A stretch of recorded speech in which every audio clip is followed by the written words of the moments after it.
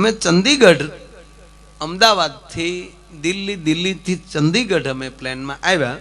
ચંદીગઢથી અમારે બીજું કુલુનું પ્લેન હતું, પણ વાતાવરણ ખરાબ એટલે કેન્સલ થયું અને અમારે કોઈ પણ સંજોગોમાં પોગવું થયું.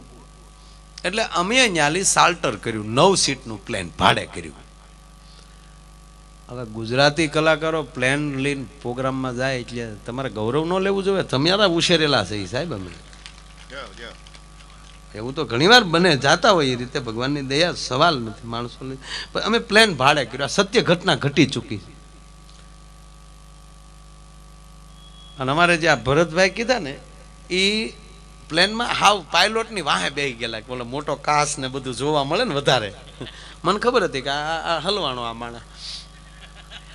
અને વાતાવરણ ખરાબ, વાદળો, અને એ પહાડોની વચ્ચે. અને એ જે પાયલોટ એ પાછો સરદારજી, ઈ સાહસ કરે ને. નકર જેને ફ્લાઇટ કેન્સલ કરી ન્યાય ઈ કેડે ઓલો હાલવા જાય. કોઈ બાત નહીં, પહોંચા દઉંગા. અને ભાઈ હકીકત બન્યો, ઉપડ્યો. અને પછી બરોબર પહાડોની વચ્ચે જાતું હતું. અને વાદળ આવી જાય, આમ થાય કે આગળ હામાં પહાડમાં ભટકાય. પાછું અને ઓલા અંદર બેઠા.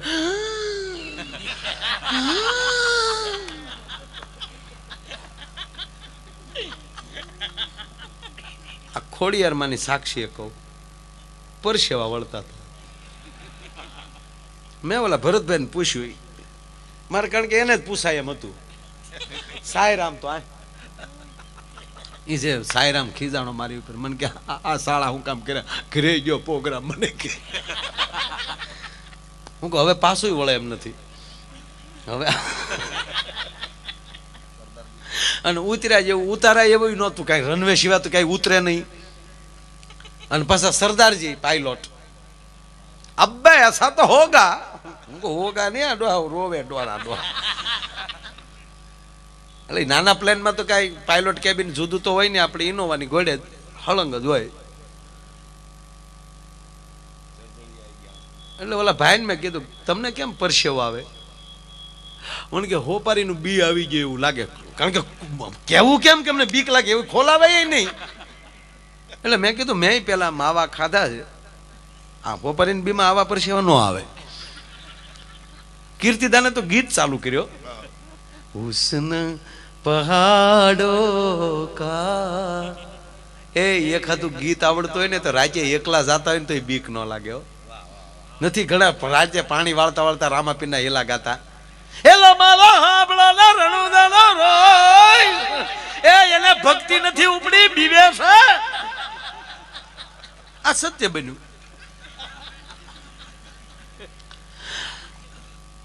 હું મારી રીતે મોજમાં હતો. આ સત્ય કહું, મને બિલકુલ ભીખુદાનભાઈ ડર નહોતો. કારણ કે ડરવાનો કોઈ પ્રશ્ન નહોતો ને એમાં કોઈ એવો વિકલ્પ નથી ડરવાનો કે ભાઈ ઊભું રાખ ઉતરી જાય. જે છે એ છે. આપણે જો આપણી ગાય છે ઘોડું ઝાડ કર્યું છે. મને બિલકુલ ખરેખર મેં કીધું ને કાંઈ માતાજી પાસે બેઠો, મને ડર નહોતો. મોતથી શું ડરવું? શું જોવામાં બાકી મૂક્યું છે? અને એ આવવાનું હોય તો કોના બાપની તેવડ છે કોઈ અટકાવી શકવાનો? બ્રહ્મનો બાપ દશરથને જો જાવું પડતું હોય, અને જેને 9 ગ્રહને ઢોલીએ બાંધીને રાવણું બેઠું હોય, એને જો જાવું પડતું હોય તો માયલું શું કામનું?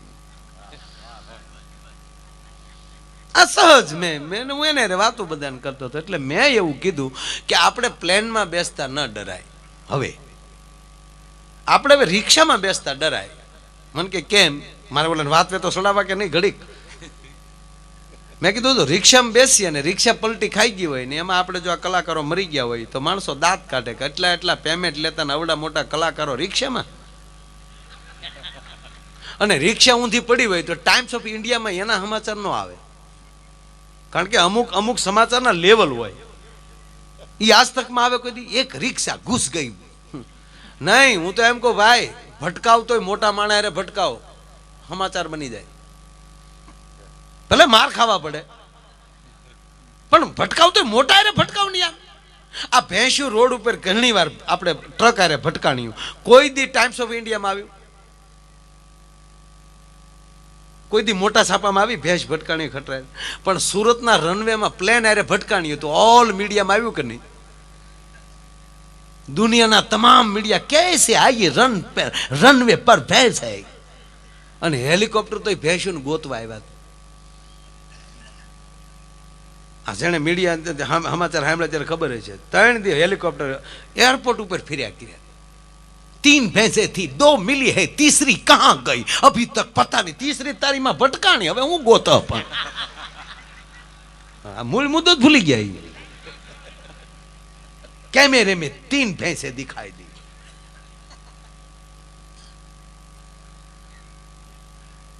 ₹1 કરોડ હેલિકોપ્ટરના પેટ્રોલમાં બાળ્યા, 1 લાખના દાડિયા કરીને ખડ નો વાટી ગયા.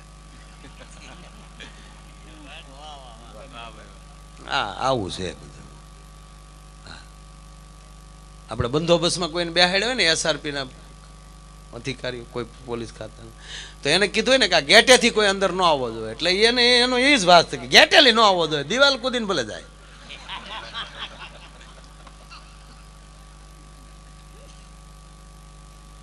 આ રાજકોટમાં આજી ડેમ છે ને, ત્યાં પરીક્ષાના પરિણામ આવે ને ત્યારે અહીંયા પોલીસ બંદોબસ્ત મૂકી દે. કોઈ છોકરો નાપાસ થયો હોય તો કંટાળીને ડેમમાં ન પડે, એટલે પોલીસને કીધું કોઈ છોકરો ડેમમાં ન પડવો જોઈએ. કડે મકોડા બંદૂકો લઈને ઉભેલા. એમાં એક જણ આવ્યો એટલે પોલીસે પકડ્યો. એ ભાઈ આમ જો નાપાસ થાય ભાઈ, આવું હાલ્યા કરે, એમાં ડેમમાં ન પડાય. ઓલો કે હું નાપાસ ક્યાં છો, મેં 2 માણા બાજ્યા ને કંટાળી કે તો ખાબે કે આ તો નાપાસ છે, એને જ નહીં પડવા દે. તો તું તરક પડી. એવું હોય તો એનો બંદોબસ્ત અમારો છે જ નહીં. આ सारे जहां पे अच्छा हिंदुस्तान हमारा. हमारे गोंडल ભરતદાન ગઢવી એ હમણાં ભાઈ વાત કરતા હતા. ગોંડલમાં પ્રવેશ કરો ને એટલે મોટો ગેટ છે. એ ગેટ પાસે રાચે 2 દારૂડિયા પી ગયા. આલે લે મોટા ગેટ આવી ગયો, આમ જો ભટકાશ્યો, કવડા મોટા લાગતા છે, ગેટે ભટકાશ્યું એમ. નકર એની અંદરથી મોટા મોટા ટોરસ વયા જાય, એ નથી આફળતા, આ 2 આફળે. જોજે ભટકાઈ ગયા, વાકો વળી ગયા. તો સારે વાકા હાલ્યા જતા હતા, ગેટે ન અફળાય એટલે. એમાં પોલીસ જોઈ ગઈ, પોલીસે 2 વાહમાં ધોકા નાખ્યા. તો એલા એટલું બધું પી ગયેલા ને એને ખબર જ નથી ખાતું આવી ગયું એમ. 2 વાકા ધોડતા હું કે એટલું નહીં તોય અડી ગયા.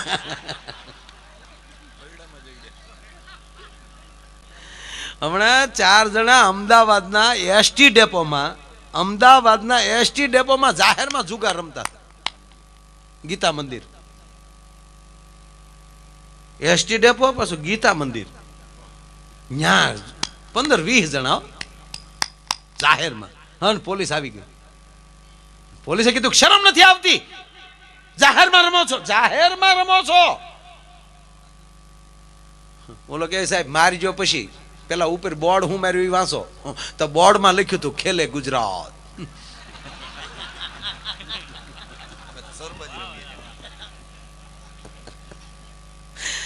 પોલીસે કીધું તારું જોવું વિદ્યાર્થી માટે છે, હાલો સડો.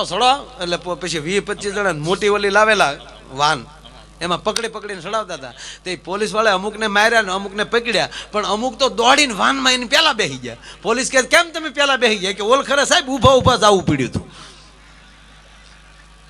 કે મોટા માણસનો દીકરો થવામાં ફાયદો કેટલો ખબર? આપણે જ્યાં નમક મીઠું ખાઈએ છીએ એ છે કેવું સ્વાદે? ખારું હોવા છતાં મીઠું કે. શું કામ? દરિયા જેવો જેનો બાપ છે એના છોકરાને ખારો કેવો કેમ? આપણે આ ઘણા કરોડપતિના દીકરા હોય,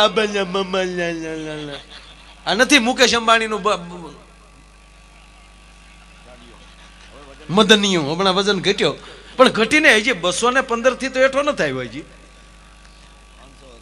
500 કિલો નો હતો. નો આપ્યો ન્યા. શું કામ આપ્યો ન્યા? ભગવાન ગાંડો છે?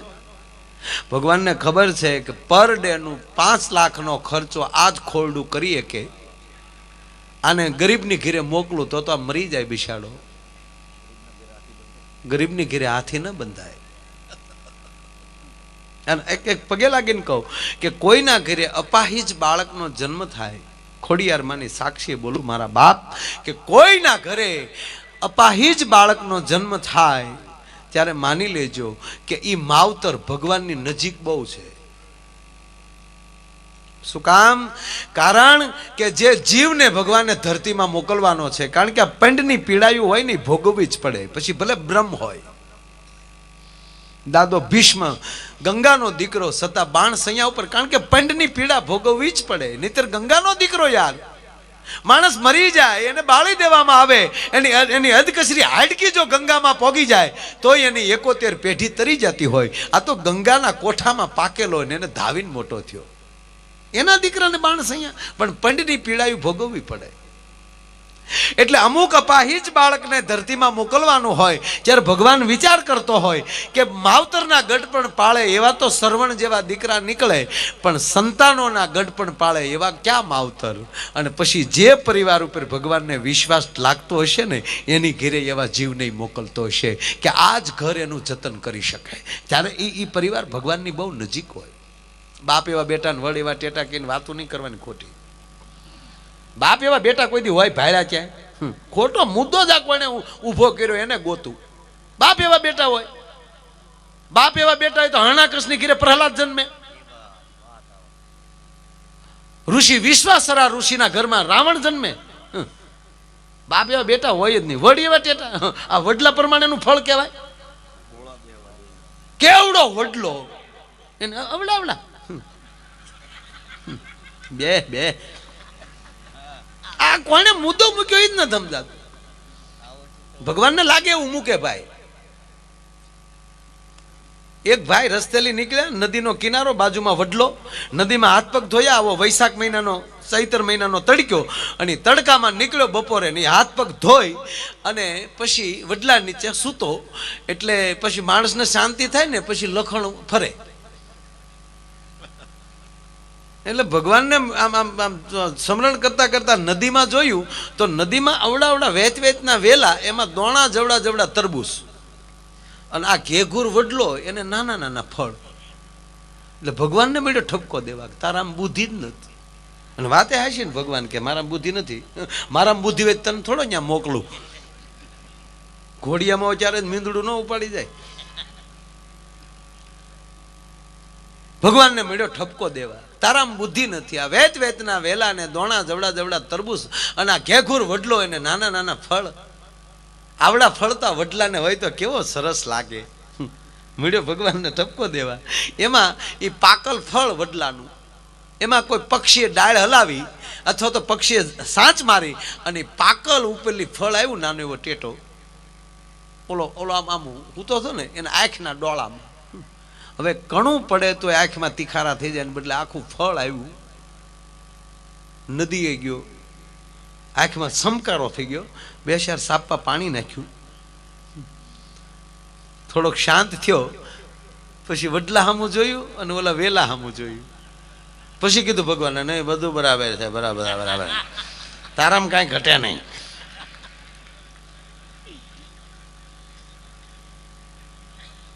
પણ આ દાખલો મને બહુ ગમે છે. વીરડા મીઠા. આપણું ગામડું ગામ છે ને ભાઈ, આપણા જે ભલે શહેર શહેર છે પણ ગામડું ગામડું છે આપણું. ભલે તમે શહેરની એકદમ નજીક રહ્યો છો પણ છતાં ગામડું ગામડું છે. સારા ગામ બને તો ગોકુળિયા ગામ કહેવાય. ગમે એટલા શહેર સારા થાય તો એમાં ગોકુળિયા શહેર ન બોલાય.